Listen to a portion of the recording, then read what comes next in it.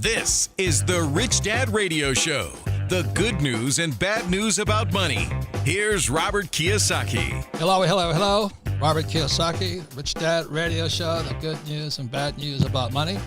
And unless you're sharing a bunker with Biden, hiding in a basement somewhere, the big news today or the last few weeks, or it's been actually went around now, is the leaks are out, is that Warren Buffett, I think he invested $560 billion or $1 million or some ungodly number that none of us use to buy shares in Barrick Gold Mining. Now, the reason that's important is not so much what he bought. The question is, what did he dump? And he dumped all airline stocks, and he dumped banking stocks, including, J.P. Morgan and Goldman Sachs. So the question we have for you today on the Rich Dad Radio Show, what does that mean to you? If he's dumping airlines and he's dumping banking stocks, but he's buying Barrick Gold Company. And he used to talk bad about gold, right? Or not bad about it, but... Yeah, for several years he's bashed it. So let me give you some quotes from Buffett, just so you don't doubt my word here. This is Warren Buffett. Gold gets dug out of the ground in Africa or someplace. Then he melts it. Then we melt it down, dig another hole, bury it again, and pay people to stand around guarding it. It has no utility. Anyone watching from Mars would be scratching their head, Warren Buffett. And then Munger, his partner, who is 96, Buffett turned 90. It's a much better life to work with businesses and people engaged in business. I can't imagine a worse crowd to deal with than a bunch of gold bugs.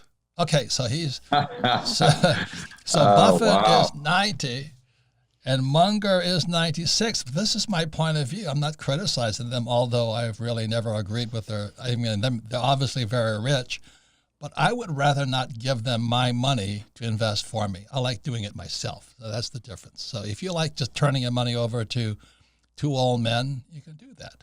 But that's no fun. It's just no fun. I mean, you can't lose your own money. They've lost money. So they lose your money for you? That doesn't make sense to me. But anyway, so again, there's two old men who've changed their minds. And the question to you is, what does that mean? Any comments, Kim? No, well, I'm excited to get on with our guest this morning because I do find it very interesting that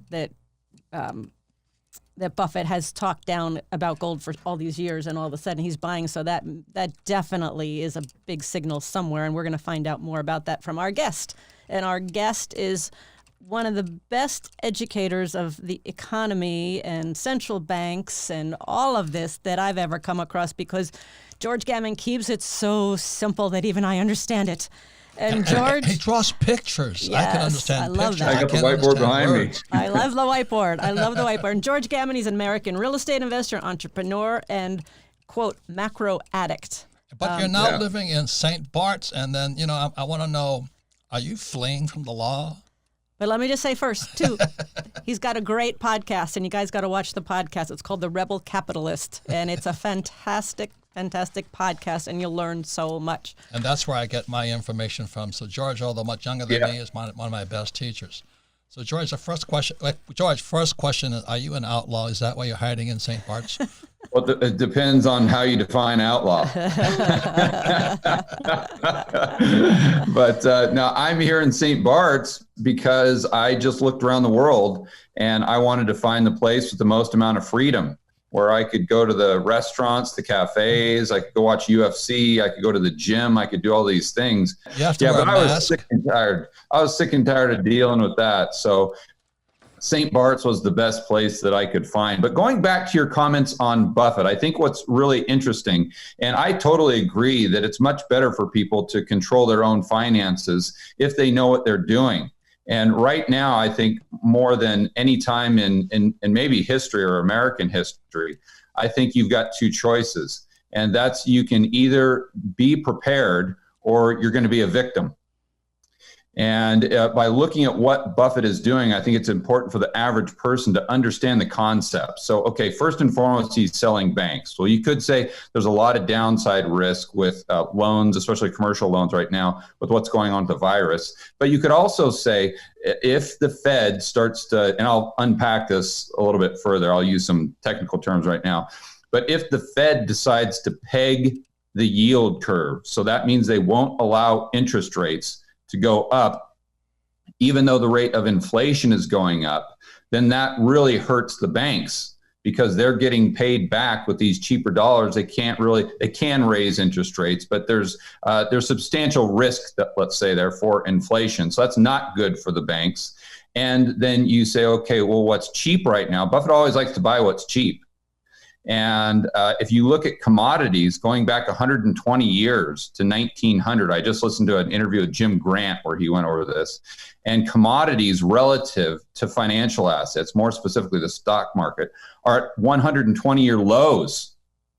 So if you're a value investor, I think that you're selling what could have some future problems with inflation if you look at the macro picture of what's going on with the Fed, and you're buying a hard asset that's a hedge against that inflation that currently right now, especially relative to M2 money supply, which we can get into later, is extremely cheap. So I think that's the biggest takeaway for the average investor.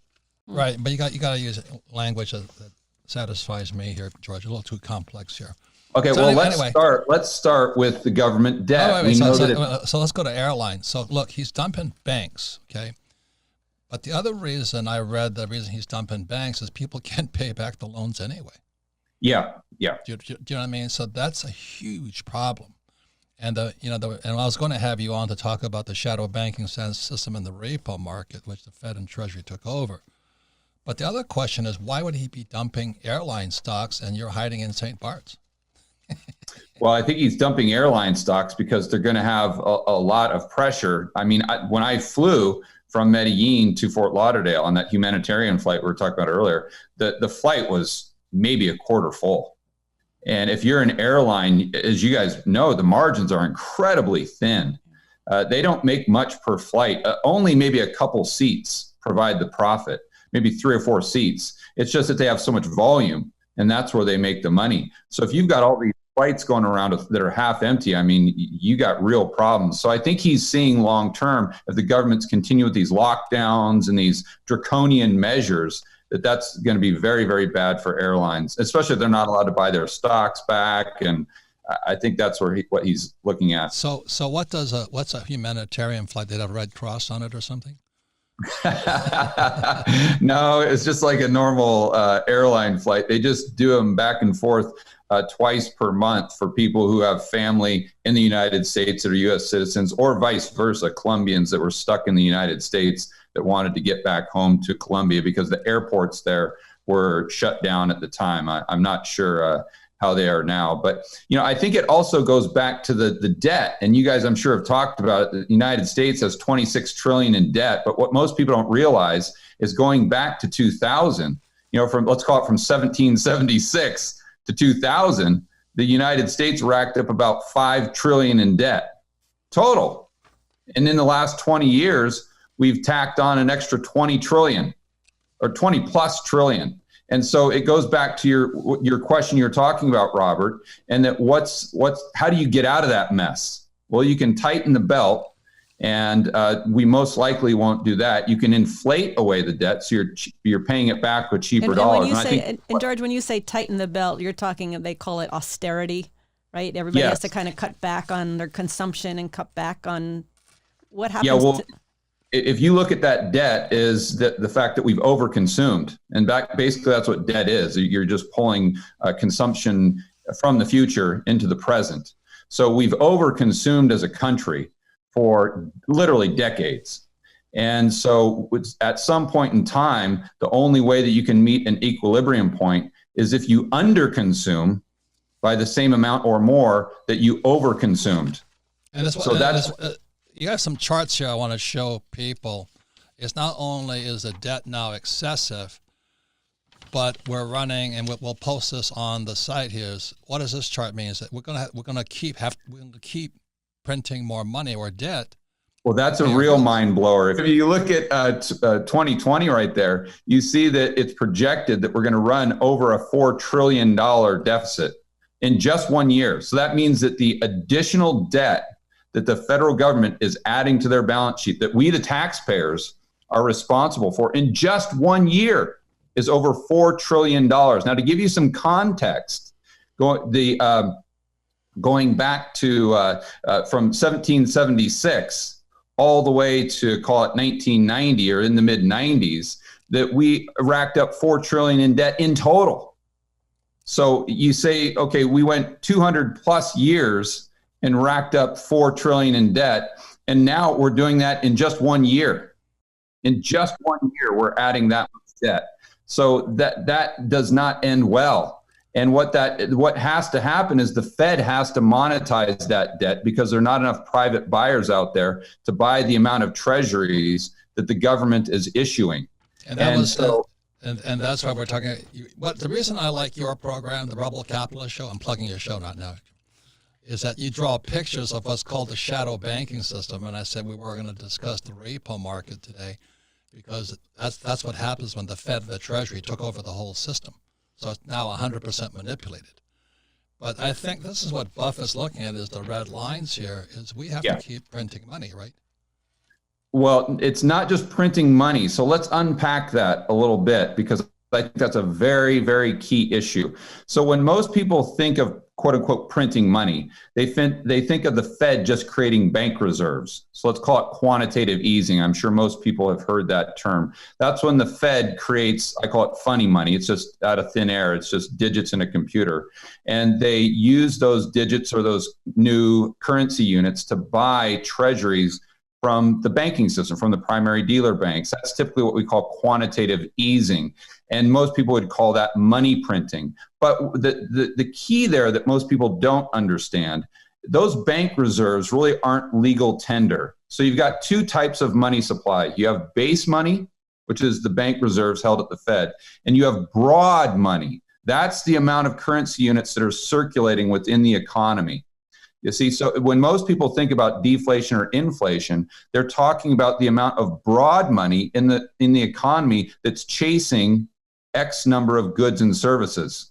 You see, but that doesn't necessarily, there's not a causal effect necessarily with the amount of base money and broad money. What has to happen is the commercial banking system is the transfer mechanism. And what I mean by that is the Fed could create, let's say, $1 quadrillion in bank reserves, and it might not create price inflation in the real economy. Most likely create financial asset inflation, but not your grocery bill might not go up. But what happens is the commercial banking system, that increases the capacity they have to create more loans in the future. And if they create more loans, then that increases what they call M2 or broad money. And that could create consumer price inflation, because then you have more currency units that are chasing the same amount of goods and services, if not a lower amount.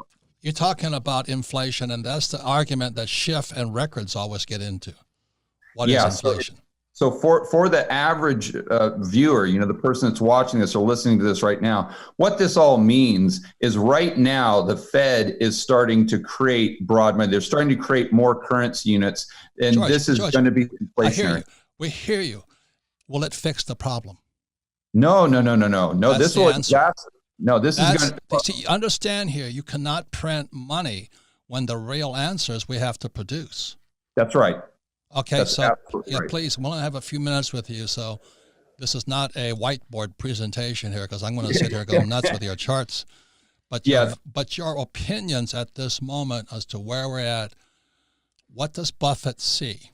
And that's why your chart here on this one here is kind of what I suspect Buffett sees. We can't get out of this. We're going down. Yeah, he sees that, and he sees money printing, and excess money is the only way out, therefore buy gold. Yeah, but we're going down. Yeah. We have three options. Either we tighten our belts and produce, we go to hyperinflation, or go to war. These are your very words, and I agree with you. Yeah. So we can summarize that. I think we're already at war. It's called Portland and Seattle and Chicago, New York, and San Francisco. Yeah. Anyway, that's really what it is, because this is not a lecture series right now, because I just want to know summarize your valuable input. Okay, why is Buffett dumping banking stocks, dumping airlines, and buying Barrick Gold? And he's probably bought other things today also. So we come back, we go on with George Gammon. Again, his program is The Rebel Capitalist. Does fantastic whiteboard programs. He's always talking about, such things that people cannot see. It's called the shadow banking system. And today we're going to talk to him about the repo market, which caught fire on September 19th, 2019. That's when the real problem started. But today, when Buffett is selling airlines and bank stocks and buying gold, that's more current. So we'll be right back with George Gammon. Welcome back, Robert Kiyosaki, the Rich Dad Radio Show, the good news and bad news about money. You can listen to the Rich Dad Radio program anytime, anywhere on iTunes or Android or YouTube. And please leave us a comment anytime you listen. All of our programs are archived at richdadradio.com. We archive them because we're purely an educational program. We make no recommendations. We don't tell you what to buy, sell, or hold. And then you can make up your own mind. So the reason we archive our programs at Rich Dad Radio program is if you listen to this again, you'll learn twice as much. But if you ask your friends, family, or business associates to listen to this program, you'll learn even more if you discuss it. So today's program is a very important program because Buffett, who has badmouthed gold for years, and it was tough, because what Charlie Munger says, it says, I can't imagine a worse, his partner, Charlie Munger, who's 96, I can't imagine a worse crowd to deal with than a bunch of gold bugs. And I've been a gold bug since 1972, and I've been a silver bug since 1974. And the point here is this, Kim and I just held our course. We'll let these old guys tell us all this stuff, but we still have to have our own belief in yourself here. So now these two old guys, 90 and 96, they're eating their words. They're 560 billion or 560 million, more than my number, to buy Barrick Gold. So they're shifting into gold, dumping bank stocks, even as J.P. Morgan and Goldman Sachs, and dumping airline stocks. So the question is, what does that mean about the future? What are you going to do? If I just tweeted this morning, if two old guys can change their mind, what are you going to do? And we're talking about, what does this mean? Any comments, Kim? Well, we at the Rich Dad Radio Show bring on people that are smarter than us, and we have that guest today with George Gammon. And he looks at the macro, and he keeps it simple, and he uses pictures, and he's a real estate investor, entrepreneur. But at the last segment, we were talking about different scenarios of what can happen, which direction we can tighten our belt, we can go to inflation, we can go to war. So, right. George, what give us your overview picture, your opinion. What do you see? Where are we going globally? Well, if history is any indication, the government will choose inflation out of those. So if we look at what the average person can do, you see that in times going back to the early 1970s, as an example, you see a rotation out of financial assets into hard assets. And I would use the stock market crash of 72 to 74. And then you had this huge commodity boom in the 1970s. I think that's what Buffett is seeing. And I personally, that's how I'm positioning my portfolio. And there are no certainties, but I think that if you look at the probabilities and you understand what's going on, that's the most likely outcome when all things are considered, when you look at the amount of government debt we have, and you look at how much deficit spending they're doing right now with the stimulus packages and infrastructure spending and everything else that we see in the news right now. Munger says, I wouldn't hang out with a bunch of gold bugs. Well, I wouldn't hang out with those guys either. My friend just loved to go to Buffett's annual Love Fest. I don't know, it's in Omaha. I got nauseous thinking about it. Simply because, George Gammon, Kim, and I, we're investors. We don't want two old guys managing our money, because when they lose our money, and they have lost their money, we don't know anything. Do you know what I mean? If I lose my money, I have a chance of getting smarter. That's my message. Right. But if you turn it over to a fund manager or an ETF and all that stuff, you don't learn anything. But the other question is, one of the things that Buffett called Bitcoin rat poison. Now, he hasn't, I don't know if he's bought Bitcoin yet, but what's his name? The guy? Paul Tudor Jones. Yeah, Paul Tudor Jones is a pretty smart dude. The point here is this. The old guys are changing their minds. That's right. And the young guys have already changed their minds, because I was talking to my friend. I said, Kim and I grew up playing Monopoly with fake money, and the millennials grew up playing with cyber money. So we have two complete generations coexisting. We have old guys who buy treasury bills. I won't touch those things either, but I have gold and silver, so it's hard for me to hang on to gold and silver when Munger and Buffett were trashing it. And now I also own Bitcoin because Paul Tudor Jones owns it. But because the millennials grew up with cyber money. So the reason I'm talking to George is because you're an expert on the past. But I want to know because you're hanging out in St. Barts, also, obviously you see something. I want to know what you think about that. If Buffett says Bitcoin is rat poison and he calls gold worthless, and Munger wouldn't hang out with a bunch of gold bugs, and I wouldn't hang out with him, dial that into your brain. What does that say to you? Well, it says to me, you got to listen to, or you got to watch their actions and not listen to what they say, first and foremost, because regardless of what they're saying, if they're out there buying a gold miner, and I'd like to point out too, Robert, they're not just buying gold, they're buying a gold miner. So why is that different? Because when gold goes up, gold miners go up a lot more. Right. And when gold goes down, gold miners go down a lot more. Explain that. What do you mean by that? Well, let's say gold goes up by 10%, or let's say it goes up by 100%. It's at maybe 2,000 right now. Let's say it goes up to $4,000. So it goes up by 100%. If that were to happen, most likely the gold miners would not go up by 100%. They'd go up by 400%.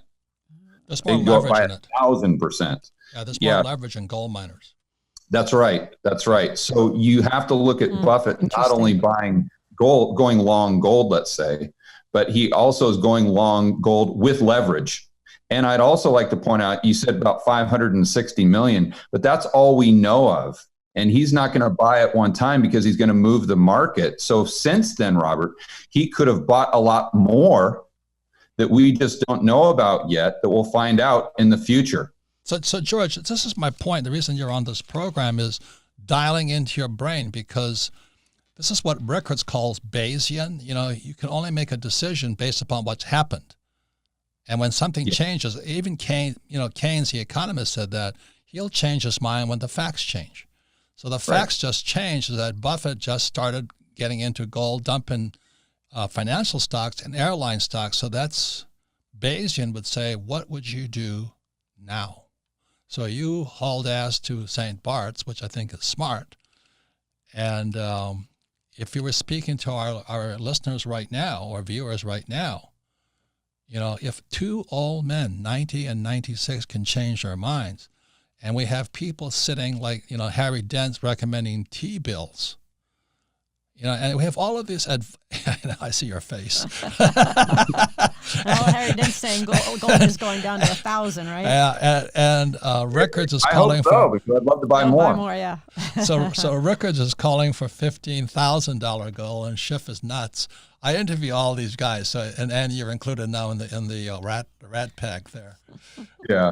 We all value your opinion. The facts are the facts. Right now, this is Bayesian. I mean, Buffett dumped financials, and he's buying gold. So dial that into your brain. What does that mean to you? What would you say to the listener right now, the Rich Dad fan? I think, I don't like to say it, but I think it's just factual that we're going to see a lot more political unrest. We're going to see social unrest. There's going to be a lot of volatility in our society, in the developed world.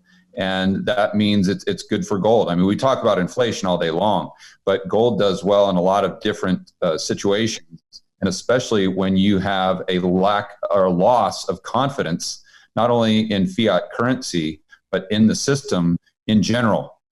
And so I unfortunately, I mean, I hate to say it, but that's what I see in the future. I mean, I was just in the United States for a brief period, and I mean, people were angry with each other. They had all these plexiglass up at the restaurants at a curfew at 10 o'clock in Florida. And I went out of my hotel without, I had the mask just down on my mouth, right? And I was walking out of the hotel. Some guy that's 30 feet away from me is screaming at me to put the mask on. I mean, this is a divisiveness that I have never seen in American culture ever. And I don't like that. I don't think any of us really like that. But if you really kind of are honest with yourself, I think it's going to get worse before it gets better. And if it gets worse, especially with fiat currency, you're going to want to own something that's not only a hard asset. I mean, I really like commodities right now. I think they're extremely cheap. And what other commodities, George? Copper. Agriculture. I like oil. I think that copper is very interesting right now. I think uranium is interesting. But also when you look at gold or silver as just money, you want to own something that's held its value for over 5,000 years. Then you're talking about Bitcoin. Wouldn't that be really interesting if people move more and more towards Bitcoin like they have in China and in Venezuela, where they lose confidence in the system or the currency? But the really cool thing about Bitcoin is you've got a fixed number of units at 21 million. And I would argue you're going to have fewer and fewer units because people always lose them. So Schiff lost his money. Yeah. Schiff lost his and immediately. He doesn't like it. He calls it rat poison too. Yeah, but it's this money supply that's shrinking instead of this fiat currency that's expanding exponentially, like we showed on those charts. So, okay, so George, let me ask one more question. So yeah. Harry Dent, who's an old guy like me, like I said, we grew up playing Monopoly and paper money, and I've never trusted paper money. That's why I own gold, silver, and Bitcoin. Kim and I have lots of gold, silver stored all over the place. Yeah. We don't have paper. Now, a guy like Dent, who's an old guy like me, he says buy treasury bills, and I saw that little smirk come across your face because you're kind of in between us. Look, we're not saying any of us is right. I just want to hear your opinion. So Dent says buy T-bills because they're a lot safer than gold and silver. What do you say to that? Here's the problem with that mentality, in my opinion. I've got a ton of respect for Harry, but I'll disagree with people if I disagree. And I think the problem with that thinking is you're trying to predict what's going to happen with the price in the future instead of right now looking at the landscape and just saying what's cheap and what's expensive. And like Jim Rogers always says, if you just buy things when they're cheap and sell them when they're expensive, or just buy low, sell high, at the end, that's what we all want. And that's how we're going to be successful. You don't get too cute with it. It's the KISS formula. Just keep it simple, stupid. And if we just keep it simple and buy what's cheap and buy low, sell high, and what's cheap right now is gold, silver, Bitcoin, and commodities, and then we don't worry about the rest, I think in the long run, everyone, including myself, is going to be a lot better off with that type of mentality. So personally, are you holding gold, silver, Bitcoin? Not silver, gold, Bitcoin, commodities, uranium. And fortunately, I bought back in March. I bought a lot back in March. I bought gold miners as well. But I want to make a point there that even in March, I had no idea if they were going lower. I had no clue. In fact, I thought, yeah, they're probably going lower. I bought oil or some of the oil producers when oil was really crashing. And I thought, I didn't know it'd go to negative 40 a barrel, but I thought that it would go lower. But I still bought right then. Why? Because it was cheap. So right? How do you buy commodities? Kim and I started a gold mine in China, which they confiscated, and a silver mine in Venezuela, which we still have. But how are you buying oil? Because we invest in oil producers. The producers. Oil explorers, should we say. Yeah. Yeah. Well, I buy copper and uranium and all that stuff. Yeah, I'm not buying the actual commodities. I should have made that clear. I'm just buying the producers. So I'm just trying to go long the underlying commodity or asset by buying the companies that benefit from that because they own those assets in the ground. So George, do you produce a kind of an investment letter or something like that, giving your ideas? Well, I'm trying to take my cues from you, Robert, and I've got people. I don't know if I call them rich dad advisors. I don't know if I'd rich George advisors, maybe. I'm not sure.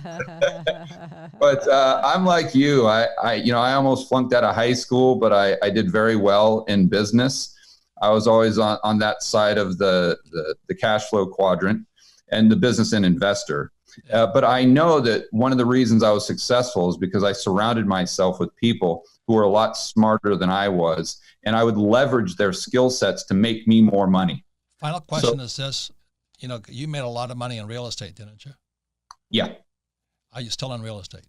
Absolutely. What kind of real estate? In cash flowing linear markets, I call them. And I go into single family homes. I haven't gone into multifamily, but just very simple, nothing glamorous at all. I own a few properties in Medellin that are higher end, but that's because I bought them so cheap that the cash flow still makes a lot of sense. But that's what I'm doing first and foremost. But I go to a guy named Chris McIntosh with Capitalist Exploits. He's got a research letter called Insider. And that's how I leverage his skills. And that would be my Rich George advisor that I use for the commodities. For real estate, I consider myself to be an expert. So I make all my own decisions there. So I have a final question. I don't know if you have an opinion on this. I'm sure you do. Election coming up. You got Trump versus Biden and Kamala. What happens if Biden wins? What happens if Trump wins? Any opinion on that? Well, Biden wins. You're looking at taxes going through the roof. You're looking at capital gains probably going to income. You're looking at corporate taxes going up, which will have downward pressures on the stock market. Regardless of who wins, though, it's fantastic for what we just talked about. Because regardless of whether you're on the right or the left, the one thing they all have in common right now is they all want bigger government, they all want bigger deficits, and they all want money printing. They all want inflation. So regardless of who wins or loses, I think that's what we're getting down the pipeline. That's the left, right? Hmm? That's the Democratic left side, the socialist side. That's what they want. They all want it. It's just to what degree. Yeah. Trump wants deficit spending. I mean, he's the same, big government type of person. Now, you could say he might be better or worse. I don't really have an opinion on that. But regardless of left or right, I think they're bigger government. They're more deficit spending. It's just a matter of to what degree. So anyway, I want So I might come visit you at St Barts. Yeah, I might be visiting soon. I hope airlines are still flying there. Yes. But anyway, I want to thank you, George, because I'm sincere when I learn from George Gammon.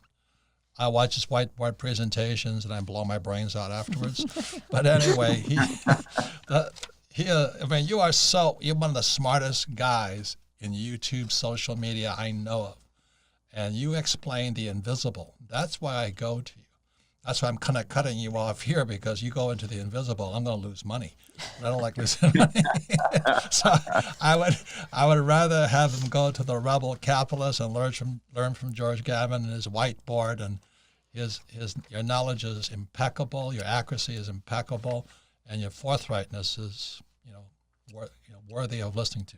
Any comments, Kim? No, I just thank you, George. Thank you. And I really want to recommend people listen to your podcast, The Rebel Capitalist, because it is, you explain it so well and so simply, and using other experts as well in your podcast. So I really want to recommend people listen. If they really want to get educated, then go to The Rebel Capitalist. And I just thank you for all your expertise. And I sincerely appreciate you guys having me on. It's always a pleasure. I always love talking to you. Yeah. And you put the invisible into pictures. And I love that. So that's why I learned so much from you. So enjoy your cafes and your gyms and your non-masks and all of that in St. Barts. If you see Kim and I walking around, we took your advice. Are you going to buy a place in St. Barts? I doubt I'll buy a place here. You know what's interesting though? The prices here are extraordinarily high, but the rents are they actually make sense, believe it or not. I mean, you can get about a 1% RV ratio here if you do short term, if not more, which is what I could get back in Kansas City or something like that back in 2012, 2013. It's just here, you're not going to get a house for 100 or 150 grand. Here, you're forking out, 5, 6, 10 million for a place. But it's an interesting market, that's for sure. But you know where I'm going next for real estate specifically is Dubai. Really? Yeah. Really? Yeah. Why Dubai? Well, Dubai, because cheap. it's getting cheap. If you look at their prices, they really peaked out in 2015, and their prices have just been going down, down, down, down, down. Now they're under the cost of construction in places like the Burj Khalifa, which is the tallest building in the world. So you get this landmark real estate where you can buy under the cost of construction. Same thing in Puerto Rico. You've got all these people coming there because of Act 20 and 22, all these rich guys and gals. And if you can go there, their property prices are really getting hit, and it's dollar denominated. So you don't have any currency risk. You can get great rents right in Condado, right on the beach, and they've been hit with their bankruptcy. They got hit by the hurricane, and now they're getting hit with COVID. So there's blood in the streets right there. Trifecta, yeah, no kidding. Yeah. Hey, Charles, you know what's funny is that I'm always giving Schiff crap because he's so opinionated. Yeah. So he was in Connecticut, and then the hurricane hit him there too. I said, Peter, I'm not going to hang around you anymore. Yeah. He's like that character on Charlie Brown. It's always got that dark cloud. Yeah, stay away from Schiff. It's so funny because everybody has their opinion, and that's what I want to hear the logic behind the opinion. Does that make sense to you? Yeah. Because how did you get there? Like records, like when I don't know if you saw records and Schiff get into it about what is inflation. It was interesting. Yeah. It's I still think they're just going back and forth over semantics, and it's just that, whether today's definition or yesterday's. I think what really matters to most people is our prices going up or down. They don't really care about a specific Oxford dictionary definition or the Austrian definition or the Keynesian definition. It's just, is my rent going to go up? Is my grocery bill, is my health care going to go up? Or are asset prices going to go down? Are they going to deflate? Right. And that's what most people are getting fixated on for obvious reasons. And so that was Rickard's kind of point of view, is that, Schiff says it's just the amount of M2 in the money system. And Schiff says, and so Rickard just says, no, is what are they chasing? Where's too, when they came out with that definition that Peter references, that's when they believed that velocity was consistent. Yeah. So there was a 1-to-1 ratio there. So as an example, in the 1970s, when Milton Friedman was, he always came out saying that velocity was consistent. It's one of the mistakes he made, which he corrected in the 1980s. But so what would happen is, as the base money increased, then nominal GDP would increase at the exact same rate. So they always figured that that it was a 1-to-1. And Lacey Hunt actually talks about that. But in the 80s, they found that wasn't true, that just because the money supply went up, velocity could go down at an even faster rate, which might not translate into consumer prices. So, but also when you look at what's going on in our cities with the migrations, people leaving. Yeah. That affects price too, right? It's not just, you can flood all you want, but they're leaving. And did you hear about the wealth tax that California is proposing? Yeah, was it like a 0.4%, like an exit tax almost? For 10 or 20 years or something? Oh, yeah, I think it's going back, isn't it? It's retroactive? Retroactive to 2019, I think. But if you leave, what is it? If you move from California, you still have to pay these California taxes for 10 years, even though you're not there. It's crazy. See, my concern is they do that in the United States. Obviously, it's very concerning. They're even talking about that in California. But if we keep increasing the debt by $4 trillion a year, and we go up to 220 trillion or 220% debt to GDP like Japan, what do you do? I mean, all the producers, you guys, me, everyone else, we're going to pull the ripcord on the U.S. and say, you know what, you're not taking my taxes up to 90%, or even with real estate. Who knows what they do? Maybe they don't allow depreciation anymore. I mean, I wouldn't put it past them. And then what can they, how do they keep you in? They've got to put up like an electronic or a financial Berlin Wall. Yeah. Well, George, in Hawaii, we have a place in Hawaii which we're about to sell. One day we get a notice just out of the blue. Oh, well, sorry, because you're a non-resident, your taxes just tripled. Your property taxes just tripled. Wow. Just overnight. Yeah, see, because you're not a voter, basically, is what they're saying. Exactly. Yes. Anyway, my friend, this is the most exciting time to be alive. I'm glad you're putting on the Rebel Capitalist Show, and I can refer people to you because I'm not going to take the time to explain the way you explain it. Well, I don't think you could explain it. No, you can't. Okay, man. Thanks, George. Thank Take you. care. Bye, guys. You're Bye-bye. amazing. You're amazing. Thank you. Bye. Welcome back, Robert Kiyosaki, the Rich Dad Radio Show, the good news and bad news about money. And I want to thank George Gammon. Remember, his program is called The Rebel Capitalist, and he is, in my opinion, the best teacher in YouTube today because he takes the invisible, things like the shadow banking system, the repo markets, and he puts them into pictures simple enough for people like me to understand. You can listen to the Rich Dad Radio program anytime, anywhere on iTunes, Android, or YouTube. And please, there's a comment after you listen. All of our programs are archived at richdadradio.com. And once again, we don't sell anything. We don't tell you to buy gold, silver, Bitcoin, ETFs, real estate, and all that. We're purely educational. So if you listen to this program again, just go to richdadradio.com. You'll pick up twice as much. But listen to this. If you share this video or this YouTube program or radio program with your friends, family, and business associates and discuss it, your intelligence will go quantum because when you share, you learn more. So anyway, that's why we do here. So any final words on George, Kim? He's the best, man. So what I love about George Gammon is he is a rebel in the Rebel Capitalist. And you really do want to watch this show with your friends and family because George he looks at the macro picture of the economy, keeps it so simple, and he goes into the different scenarios that might play out. And in his opinion, which scenario will play out. And more importantly, where you should be putting your money today based on these different scenarios. So it really is chock full of really great information and things that you could do today to protect yourself with all the scenarios that are coming out of this crazy, crazy time. I like what he says in one of his videos. He doesn't call it coronavirus. He calls it cerveza. It's their cerveza thing. So he's a fabulous teacher, and he goes into far more detail than I could ever stand to go into. So please watch the Rebel Capitalist. And one more thing that I want to make a big point here is we talked about, Warren Buffett had just turned 90 and Charlie Munger 96, and they changed their minds. They trash gold and silver. I think Buffett owns silver because it really is a commodity, a true commodity. But Munger is 96. The point is these old guys change their minds.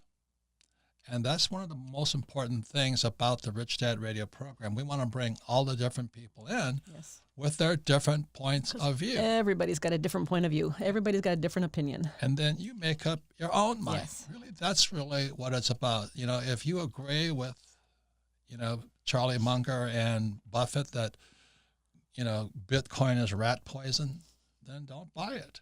But anyway, that's what we're here for, is you listen to other people's points of view, but then trust your own. Thank you for listening to the Rich Dad Radio program. Thank you.